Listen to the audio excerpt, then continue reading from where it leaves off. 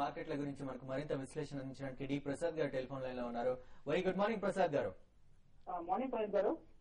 ప్రసాద్ గారు, ఎవరికి అంచనాలకి అందందే మార్కెట్ అన్నట్టుగా సాగుతోంది. అందరూ కరెక్షన్ వస్తుందని ఎక్స్పెక్ట్ చేసినప్పుడు పైకి వెళ్తుందని ఎక్స్పెక్ట్ చేసినప్పుడు కరెక్షన్ వచ్చింది. So what next? మార్కెట్ ఇక్కడ నుంచి ఇంకా ముందుకెళ్లే అవకాశం ఉందంటారా, మళ్ళీ కరెక్షన్ వచ్చే అవకాశం ఉందంటారా? ఐ థింక్ ఈ సర్ప్రైజ్ ఎలిమెంట్ ఎప్పుడు మార్కెట్ లో ఉంటుంది. అందుకనే మార్కెట్ ని షార్ట్ టర్మ్ డైరెక్షన్ రీచ్ చేయడం ఎప్పుడు చాలా కష్టము. Medium to long term direction reach చేయడం relatively easy. Basically last 15-20 days లో I think most of the analysts wrong side of market అయ్యారు because one day down one day up అలా trend ఉంది. I think ఇవాళ positive global చూస్తే definitely దానికి no second thoughts చాలా strong opening ఉంటుంది. నా ఉద్దేశం ఇప్పుడు ట్రేడింగ్ జోన్ ముందు 58 to 6,000 57 to 6,000 ఉండే ట్రేడింగ్ జోన్ ఇప్పుడు I think 58, 52, 6,200 ట్రేడింగ్ జోన్ కొంచెం మీద షిఫ్ట్ అవుతుంది. బయస్ లాస్ట్ 2-3 days నుంచి చెప్పిన పాజిటివ్ గానే ఉంటుంది. కానీ ఐ థింక్ ఈ ఓపెనింగ్ యూఫోరియాలో కొనకూడదు, కొంచెం వెయిట్ చేయాలి డిక్లైన్స్ కి. ఆ డిక్లైన్స్ లో ఉన్నప్పుడు ఐ థింక్ స్టాక్స్ కొనుక్కోవాలి. కానీ medium to long term stories strong ఉన్న stories I think selective mid cap stocks లో వాటిని డెఫినెట్లీ కొనొచ్చు. బికాజ్ మార్కెట్ లో రికవరీ వచ్చింది కానీ సెలెక్ట్ పాకెట్స్ లో రికవరీ వచ్చింది. కానీ ఈ యూఫోరియాలో కూడా అవాయిడ్ చేసే sectors clearly realty and infra, focus చేసే sectors banking, automobile and pharma and FMCG. అంటే ప్రసాద్ గారు, ఇవాళ స్ట్రాంగ్ ఓపెనింగ్ తర్వాత మార్కెట్ కొంచెం సాఫ్ట్ అయ్యే అవకాశం ఉందంటారు? నార్మల్లీ ఎప్పుడైనా యూఫోరిక్ ఓపెనింగ్ తర్వాత కొంచెం ప్రాఫిట్ బుకింగ్ అవుతుంది. అంటే అక్కడి నుంచి పెద్ద డిక్లైన్ రాదు, కానీ ఆ ప్రాఫిట్ బుకింగ్ డెఫినెట్లీ ఒక ఆపర్చునిటీ ఇస్తుంది. సో యూఫోరియాలో బై చేసే బదులు first 1 hour I think side lines లో కూర్చుని మార్కెట్ ని సెటిల్ అవ్వడానికి ఆపర్చునిటీ ఇవ్వాలి. దాని తర్వాత ఐ థింక్ లోవర్ లెవెల్స్ లో ఎక్కడ మార్కెట్ సెటిల్ స్టెబిలైజ్ అవుతే అక్కడ కొనుక్కునే ఆపర్చునిటీలు యూజ్ చేసుకోవాలి. ఓకే, మీరు రికమెండ్ చేసే స్టాక్?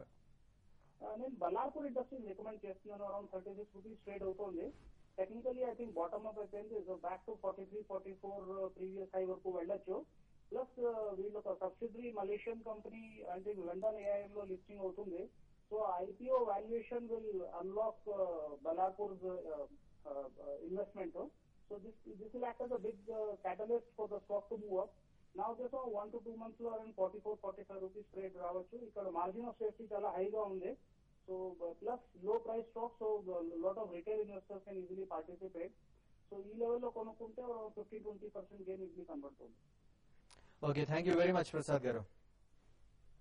సో అనలిస్ట్ ప్రసాద్ గారి తర్వాత ప్రస్తుతం ఇన్వెస్టర్ శ్రీనివాస్ గారు నెల్లూరు నుంచి లైన్ లో ఉన్నారు. హలో శ్రీనివాస్ గారు, చెప్పండి. దిష్మన్ ఫార్మా ఈ రేట్ లో బై చేయొచ్చా? ఓకే, మీరు ఎంత కాలం కోసం అండి? అంటే 1 year. ఓకే, 1 year టైం కోసం దిష్మన్ ఫార్మా. ఈ ఎంటైర్ ఫార్మా సెక్టర్ చూసినా కూడా మనం పాజిటివ్ గా ఉందండి. కానీ డిష్మన్ ఫార్మా మటుకు చూస్తే కనుక లాస్ట్ టైం పెర్ఫార్మెన్స్ అంత బాగా లేకపోవడంతో లాస్ట్ 6 months గా 300 రూపీస్ నుంచి ఇంచుమించు ఒక 130-140 వరకు బాగా పడడం జరిగింది. టెక్నికల్ గానీ వీక్ గానే కనిపిస్తుంది. నా ఉద్దేశంలో డెఫినెట్ గా కంపెనీ అయితే ఎస్టాబ్లిష్ కంపెనీ, ఫండమెంటల్ గానీ కొంచెం ఇంప్రూవ్మెంట్ అయ్యే కూడా ఆస్కారం ఉన్న కంపెనీ కాబట్టి నా ఉద్దేశంలో మీరు కొంచెం లోయర్ రేట్ లో 100 రూపీస్ వస్తే కనుక స్ట్రాంగ్ బై అవుతుంది. డెఫినెట్ గా మీరు లాంగ్ టర్మ్ సపోర్ట్ 100 రూపీస్ దగ్గర మీరు కన్సిడర్ చేయొచ్చు. 100 to 110 రూపీస్ దగ్గర కొన్నాళ్ళు వెయిట్ చేసి డిప్ లో మీరు బై చేయొచ్చు. ఓకే, నెక్స్ట్ గుంటూరు నుంచి మూర్తి గారు లైన్ లో ఉన్నారు. హలో. నేను తీసుకున్నాను సార్. సారీ, పోలిప్లెక్స్ అండి. ఓకే, ఈ రెండు గురించి తెలుసుకున్నాం. ఫస్ట్ ఏదన్నారండి? ప్రోవోగ్ సార్. ప్రోవోగా, ఓకే. ఏ ప్రైస్ లో తీసుకున్నారు? ప్రోవోగ్ వచ్చేసరికి 77 లో తీసుకున్నా సార్. ఓకే. పోలిప్లెక్స్ 800 లో తీసుకున్నానండి. ఓకే. ప్రోవోగ్ అయితే రీసెంట్ గా స్టాక్ అయితే కొంత సైడ్ వేస్ లో ఉన్న స్టాక్ ఒకసారి ఒక 1 month బ్యాక్ అట్లా చాలా అప్ ట్రెండ్ కి వచ్చిందండి. తర్వాత మళ్ళీ అక్కడ నుంచి స్టాక్ అయితే మళ్ళీ స్లోగా కిందకి రావడం జరిగింది. అయితే మీరు 77 లో తీసుకుంటా ఉంటున్నారు కాబట్టి ఇది పెద్ద డౌన్ సైడ్ ఉండే అవకాశం కూడా పెద్ద కనపడలేదు. ఉన్నా కూడా అరౌండ్ 60, 58 ఆ లెవెల్ వరకు వచ్చి ఆగే అవకాశం కనపడుతుంది. కాబట్టి మీరు స్టాక్ అయితే హోల్డ్ చేయండి. అయితే మీరు ఒకటి గమనించాలి, మార్కెట్ లో అంటే మిడ్ క్యాప్ లో స్టాక్స్ అనేది బయింగ్ అనేది ఎప్పుడు వస్తుంటే మార్కెట్ లో ఇక్కడ నుంచి ఫర్దర్ గా మార్కెట్ లో డౌన్ సైడ్ ఉండవు అన్నప్పుడు మిడ్ క్యాప్ లో అగ్రెసివ్ బయింగ్ కనపడుతుంది.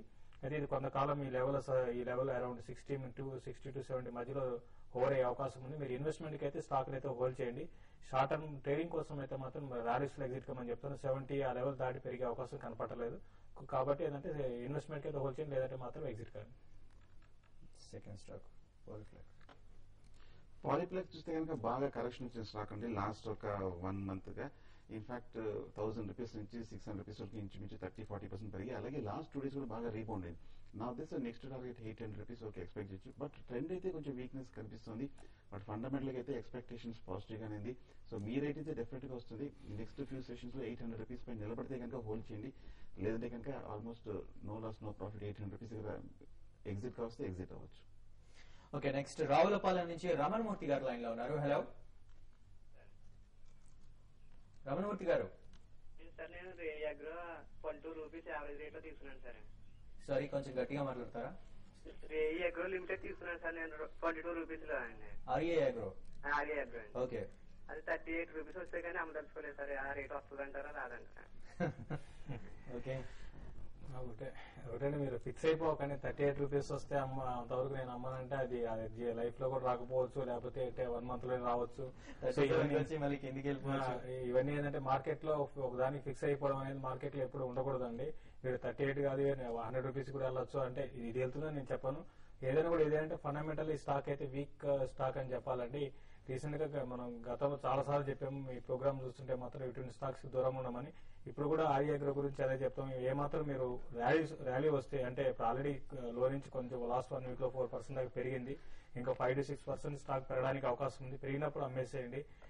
దీనికన్నా మీరు చాలా కౌంటర్స్ ఉన్నాయండి. ఫండమెంటల్ చాలా స్ట్రాంగ్ కౌంటర్స్ ఉన్నాయి. కాబట్టి వాటి వెళ్ళడం బెటర్. కానీ దీని మీద మీరు హోప్స్ పెట్టుకుని 38 వస్తే నమ్ముతాను అంతవరకు అమ్మనంటే మాత్రం అది ఎప్పుడు వస్తుందో చెప్పడం కష్టం. నేను నా ఉద్దేశం ప్రకారం ర్యాలీస్ లో ఎగ్జిట్ కమని సజెస్ట్ చేస్తాను. అలాగే కర్టూరి గ్లోబల్ ఈ మధ్య ఏపీలో కూడా బాగా లైమ్ లైట్ లోకి వచ్చింది స్టాక్. ఇంచుమించు 15 రూపీస్ నుంచి 40 రూపీస్ వరకు ట్రిపుల్ అయింది అనమాట లాస్ట్ 1 month లోనే. కాకపోతే లాస్ట్ ఒక 10-15 డేస్ మార్కెట్ కరెక్షన్ లో 40 నుంచి 25 సపోర్ట్ దగ్గరకు వచ్చింది. కరెక్ట్ గా సపోర్ట్ దగ్గరే మీరు ఉన్నాము, హోల్డ్ చేయండి. ఒకవేళ 40 రూపీస్ దగ్గర నిలబడకపోతే కనుక అక్కడ మీరు ప్రాఫిట్ బుక్ చేయొచ్చు అనిపిస్తుంది. ఓకే అండి, రమణమూర్తి గారు ఇది మాత్రం గుర్తుపెట్టుకోండి, నేను 38 వస్తేనే అమ్ముతాను, అప్పటి వరకు అమ్మను అని. అలాగే మోనార్క్ లాగా ఉంటే కుదరదండి. అందరికంటే పెద్ద మోనార్క్ మార్కెట్ అండి. సో నెక్స్ట్ విజయవాడ నుంచి కల్పన గారు లైన్ లో ఉన్నారు. హలో హలో హలో నమస్తే అండి. కల్పన గారు చెప్పండి.